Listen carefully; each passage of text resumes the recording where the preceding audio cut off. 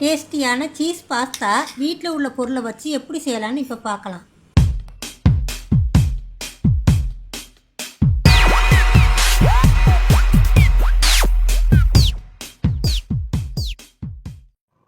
ஒரு கடாயில் 2 கப்பு தண்ணி சேர்த்து அதில் 2 டீஸ்பூன் ஆயில், அரை டீஸ்பூன் சால்ட்டு போட்டு ஒரு கப்பு பாஸ்தா எடுத்து வச்சுருக்கேன். அந்த பாஸ்தாவையும் போட்டு ஒரு 10 நிமிஷம் நல்லா கொதிக்க விட்டு பாஸ்தா வெந்ததுக்கப்புறம் அதை தனியாக எடுத்து வச்சுக்கணும். அமுக்கி பார்த்தா நல்லா அமுங்கணும். ஒரு கடாயில் கொஞ்சம் பட்டர் சேர்த்துக்கிட்டு அதில் 5 பூண்டு பொடி பொடியாக கட் பண்ணி அதையும் சேர்த்துக்கணும். பூண்டு கொஞ்சம் வதங்கினதுக்கப்புறம் ஒரு அரை வெங்காயம், பெரிய பல்லாரியில் பாதி வெங்காயம் கட் பண்ணி வச்சுருக்கேன். அந்த வெங்காயத்தையும் சேர்த்து லைட்டாக வதங்கணும். லைட்டாக வதங்கினதுக்கப்புறம்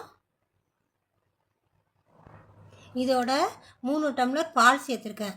இந்த பால் கொஞ்சம் லைட்டாக அதை சூடு வர ஆரம்பித்தோன்னே ஒரு 2 டீஸ்பூன் கார்ன்ஃப்ளவர் அதை தண்ணியில் கொஞ்சம் கலந்து வச்சுக்கணும்.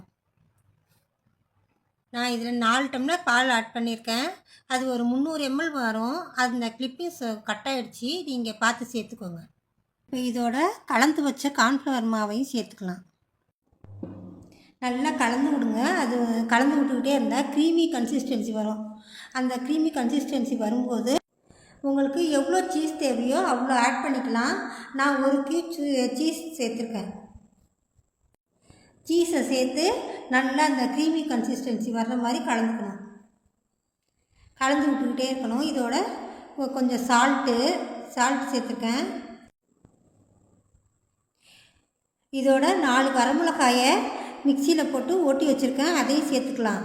அதோட 1 டீஸ்பூன் மிளகு அதை தூள் பண்ணி வச்சுருக்கேன், அதையும் சேர்த்து நல்லா கிளறிக்கலாம். பாஸ்தாவை சேர்க்குறதுக்கு முன்னாடி இதில் உப்பு காரம் எல்லாம் கரெக்டாக இருக்கான்னு நீங்கள் ஒரு தடவை செக் பண்ணிவிட்டு பாஸ்தாவை சேர்த்துக்கோங்க. சீஸு உருகிற வரைக்கும் லோ ஃப்ளேமில் வச்சு குக் பண்ணிக்கோங்க. இப்போ இது கெட்டியாகாமல் லோ ஃப்ளேம்லேயே வச்சு நல்லா கலந்துக்கணும். இதோட நம்ம வேக வச்சுருந்த பாஸ்தாவை சேர்த்துக்கலாம். சேர்த்து நல்லா மிக்ஸ் பண்ணி விடுங்க. நல்லா எல்லாத்தையும் ஒன்றா சேர்த்து கிளறிக்கலாம்.